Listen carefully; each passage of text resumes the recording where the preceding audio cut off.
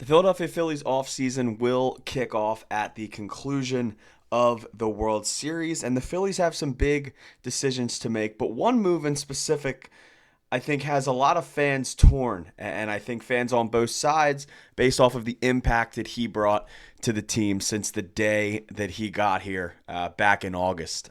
This is the newest episode of Phillies Digest. My name is Luke Arcaini, and I want to kind of dive into the Harrison Bader decision today, because Harrison Bader has never been some big grand star, everyday player.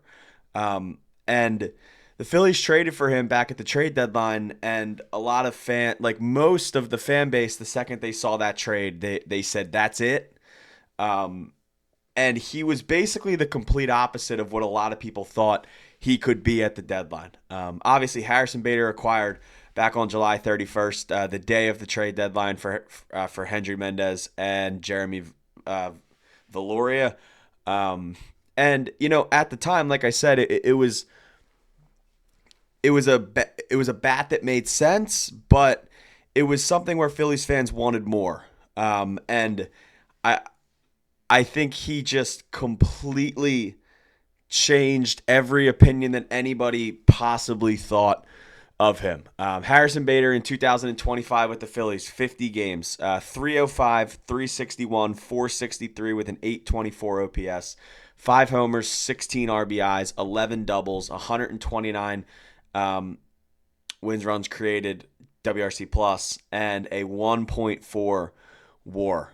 He was absolutely incredible, and he was a spark in a Phillies team that needed it. He brought some new blood in to the clubhouse, and I know hindsight is 50-50 now because the Phillies are eliminated from the playoffs. But it makes you think how much different would that Dodgers series have been if the Phillies got a healthy Harrison Bader that whole time. Obviously, Bader messed up his quad or hamstring or some muscle in his leg. I can't remember exactly which one it was at this time. In game 1, didn't start game 2, didn't start game 3, didn't start game 4. He was able to pinch hit in, I think, game 3 and 4, or game 4. But, it was a situation where the Phillies needed to upgrade their outfield. And they did, and they finally found a guy that could play every day in center field for them and go help them try and win a World Series. And he gets there, and he gets hurt, and you have to go back to this old outfield that you didn't want to go into the postseason with, of just a Marsh, Kepler, Castellanos outfield. So the biggest thing with Bader, going into this offseason is his mutual option. And it is, pretty set in stone that he will decline this mutual option. Not many players accept mutual options, or they're rarely accepted. Obviously, the Phillies have to accept the $10 million deal for 2026, and Harrison Bader has to accept the $10 million deal for 2026. Bader most likely expecting and going to be out looking for a multi-year deal, probably a 2 to 3 year deal somewhere. And that's where the conversation kind of strikes as if the Phillies should bring Harrison Bader back. And granted, I think if the Phillies wanted to get Bader back and they threw him around the money they would owe him for the option, but maybe just a second year, I think that could be a situation that the Phillies could definitely look into. But the Phillies, and I think they will, because, they know Harrison Bader's past, and they know that, last year was definitely the best season of his career. Harrison Bader, for even all that he brought to the Phillies, he's not a $20 million player a year or $15 million player a year.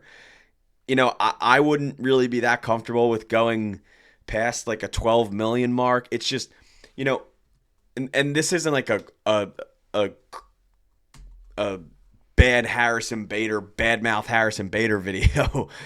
It's basically the complete opposite. But he's a good baseball player. That's what he is. He's not a great baseball player. He is a good, solid baseball player. And there's a chance that Bader gets into free agency, and luckily for him, his best season was the one where he was going into his mutual option year. It worked out great for him because now he's going to get some money in free agency, maybe probably more than he was planning on getting before the 2025 season. But what level do you get to where you start to potentially overpay Harrison Bader for a team we know that needs to get younger and has Justin Crawford waiting and other maybe potential outfielders that they like, or looking to go sign a big outfielder? Kyle Tucker, right? That's just a name that could possibly come up this offseason. Where is the line for Bader? I think that's the biggest thing the Phillies need to figure out, because granted, the vibes that Bader brought were incredible. The crop tops, and he's talking about nudging people to wear crop tops. And you look once again, and it was. I believe it was the best season of his career. 117 OPS plus, 17 homers, 54 RBIs, basically a 350 on base percentage, 124 hits, 11 stolen bases. He had a really good year. 31 years old, but. Where does it get to the point for the Phillies or for another team where they're like, damn, maybe that is an overpay for a player like this? I don't know what that number is right now. I think the number that he gets will probably be closer to this mutual option number. I don't think Bader's going out and getting $20 million because he's not a $20 million a year player.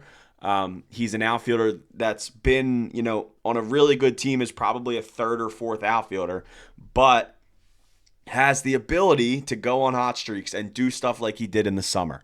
But he's not some big all-star elite outfielder, but the Phillies have to find that balance because, the Phillies have struggled with outfielders. And, Marsh has been, good against righties, but he struggles in the he's struggled in the playoffs the last few years. Obviously, the decision with Castellanos, the whole Johan Rojas thing didn't really work out. The Max Kepler, well, he had a good second half of his year.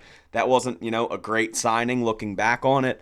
The Phillies finally found an outfielder that jived with the team and played good baseball, and the city loved. Like, everybody in Philadelphia fell in love with Harrison Bader. Once he started hitting the baseball. And I think Phillies fans want that to carry over, and they want Bader to come back. But once again, the Phillies have to be smart with this. They can't overpay a Harrison Bader contract for a potential 2 or 3 year deal. It just can't happen. So, they need to find that line. I would love Bader back for the right deal, though. It can't be too much. If Bader wants to come back on a 2-year, $18 million deal with a guarantee, having that guarantee for next year, fine, I'm sold. But, it can't get crazy. And with some of the free agents this year, it's not an unbelievable free agent class. A team out there could overpay for what Harrison Bader showed over the last few months. So I want to know down in the comments, do you want Harrison Bader back? Yes or no? This has been the newest episode of Phillies Digest. My name is Luke Arcaini, and I will see you guys next time.